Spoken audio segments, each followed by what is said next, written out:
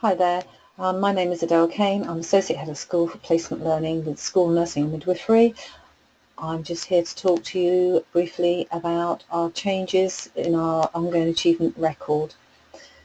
We are starting this in August with our 2016 February cohort, and then from September 2016 all fields of nursing and all years 1 to 3.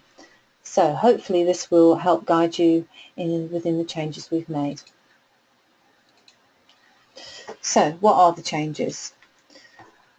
As always with student assessment, you are assessing the NMC domains. We'll talk about what those are in a moment, but at the present you're assessing individual component parts of the domains, and that's competencies. This limits students' planning and potentially their growth, and so what we want to do is ask you to look at the whole domain rather than the individual competency within the domain. Each domain is assessed in all placements for the expected level of the programme, so you're applying the guidance statements to a Year 1 student. It's a Year 1 and a Year 2 and Year 3, and we'll have a look at those in a moment. We are changing. We are going to require 3 forms of evidence which each domain. So there are 4 domains, and therefore that will be 3 for each of the 4, a total of 12 pieces of evidence. And again, we'll look at that more closely in a moment. A percentage grade will be awarded by you as mentors for each of the placements, each of the domains, and will be calculated at the end of the placement. And again, you'll see what that means in a moment. Students currently use PebblePad, an electronic storage area on the university's website, and they will continue to do this and will store their evidence under domain headings rather than competency headings. So let's have a look at in more detail.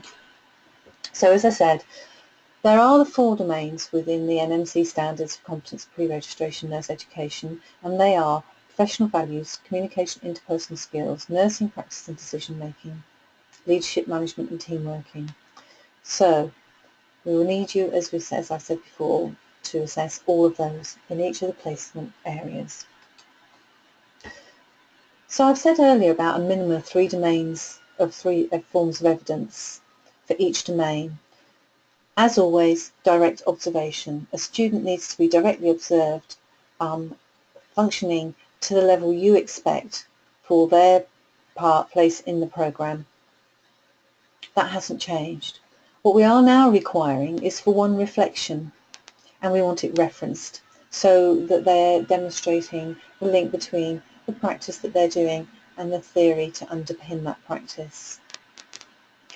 The reflection must be on one of the other forms of evidence. So it could be on the direct observation where somebody observed them doing something. As always, question all written. The reports and statements from others, which students we know use a lot. They could be a simulation. Products of their work again. Obviously the reflection. And we've introduced Server User Report, which is now integrated across all our years, so a reflection on that service user report and how they supported that service user or their family, and a bit more in-depth exploration of that, or any wider patient engagement activity the student may undertake. So we've introduced those last 2. So as always, we want you to decide on their achievement, and we want you to do that for each domain. We want you to choose a grade from 0 to 100, and it should reflect the skills and the knowledge and values pertinent to that stage of the student's programme, as I've said. What you would normally expect from a Year 1 student, what you would normally expect from a Year 2 student, what you would normally expect from a Year 3 student. And together with that evidence, will help you make the decision about what you wish to award. As always, students need to gain a minimum of 40% for a pass to be achieved. If you decide to award them less than 40%, they need to do an action plan. to work out what they need to do to achieve in the next placement. Students can work on any referred domains in subsequent placements, but if they do not achieve it in the final placement, then they will be required to undertake a further placement for a minimum of 4 weeks. And their marks will be capped at 40%. So, for example, if in placement 1 they don't succeed at communication, they can achieve that communication in placement 2. If they don't achieve in placement 2, and there are 2 placements in the year, then they're going to have that extra time in which to demonstrate achievement, which would be a second attempt. We haven't changed the fact that there are 2 attempts. So let's have a little look a little more at the grading tool. So we're looking at the level of performance, and what we're asking you is about what your expectations. So again, what are your expectations of a year 1, 2 or 3 student? We hope we've clarified the grading tool a little bit and given you some guidelines that will be of use. We have trialled this over the past year, and the mentors that we've trialled this with seem to like this tool. So if you think that they are have poor understanding of practice issues, or they produce evidence of unsafe practice, then it would be a failure to achieve a pass, and you can choose a 32 or a 35 or a 38 depending on what you wish to do. So let's look at the other end of the scale. So let's say they're excellent, but you might feel that they're a 72 or a 76 or an 80 or an 84% excellent. So we'd like you to choose one of those numbers. So have a look at the domains now in a little more detail. So here's an example of a year 1 domain. This applies across all fields: adult, mental health and child. So it's about professional values. And what we're asking you to do is to have a look at the guidance here and to make decisions about the student. If they feel they have achieved this well, then give them a 50 or 60 or 70 or 80. If you think they haven't, then you don't. So now we're going to look at the communication and interpersonal skills. This is a year 2 mental health, just to show you an example. Again, these are similar across all fields.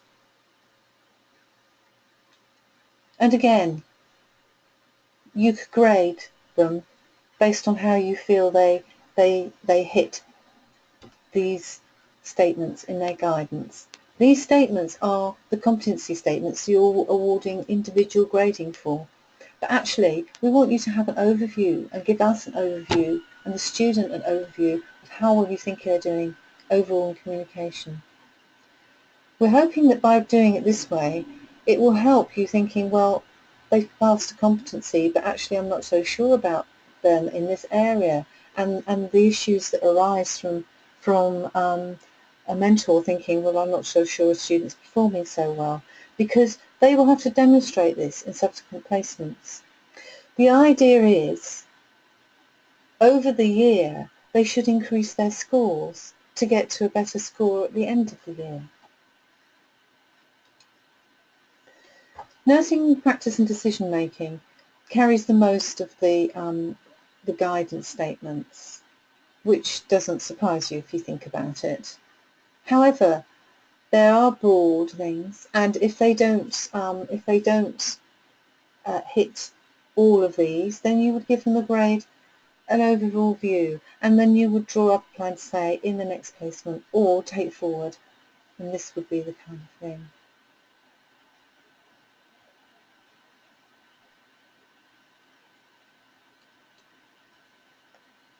So here's year 3, leadership, management and team working. Again, these are common across all of the fields. And this is what we expect of a degree level student. We expect them to be demonstrating they achieve this in their practice and through their other supporting evidence.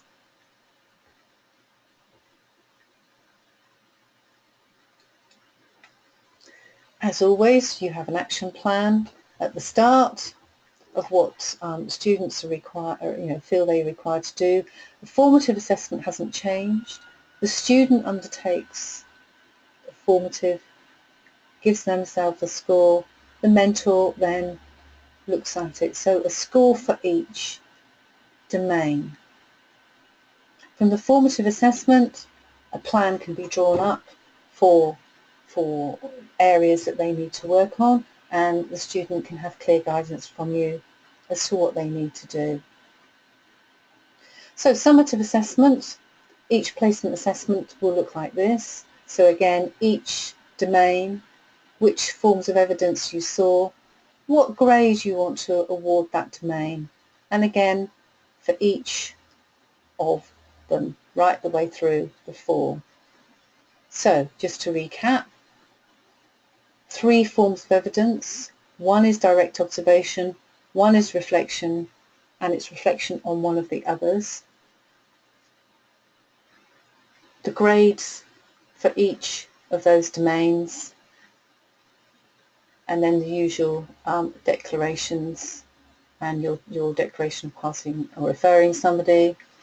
Then there's your declaration from the mentor,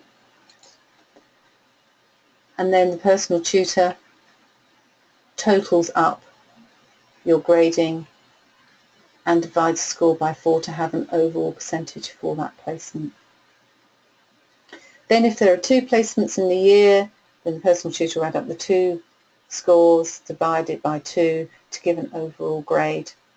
If there are 3 placements, then the 3 placement scores are added up and divided by 3 to give that overall percentage for the placement.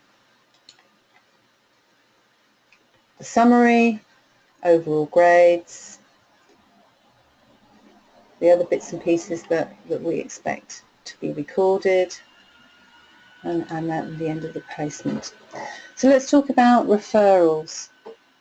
It's really important that if you're going to refer somebody, that you involve the personal tutor through the stages. What we need to let you know is that if the student is referred in 1 to 2 domains, then they can be reassessed in those domains in the following placement. Using the process I've described, you would set an action plan for that.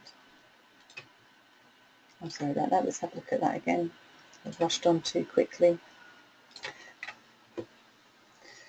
If 3 domains are referred, there are too many at that stage, and therefore further time will need to be taken for them to undertake this at the end of the placement. So it goes to the referral board. So if you refer somebody in 3 domains in placement 1, they can go, we can't assess those areas in the following placements, and there'll be a decision made as to whether the student can continue. If they refer all 4, then it's a fitness to practice situation. We calculate marks awarded for reassessment, and we don't expect you to do any calculations apart from allocate a percentage for that. If somebody gets a low score, they're not reassessed. They may well be in another next placement, and we would expect a score to be increased.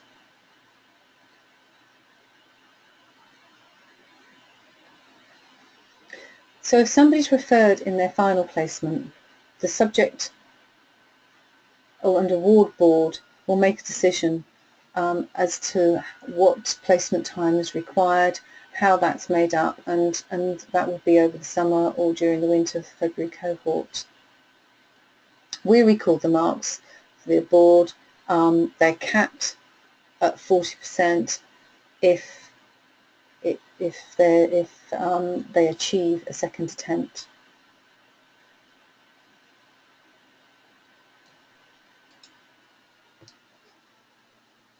Your university support lead can help you navigate your way through the new OARS documents.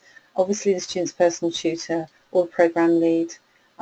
There's more information for the students on their Pebble Pad, and questions can be fielded by our programme administration team. We're hoping this change will help you have a better process and a better judgment around a student rather than finite small component parts, and we're hoping that the students will be able to develop and progress looking at broad domains rather than these individual component parts, which can often be quite difficult to achieve. So, wish you all the best for mentoring in the future, and please give us feedback. We've done some work over the past year in testing this out. It seems to work well, so hopefully this will be fine for you.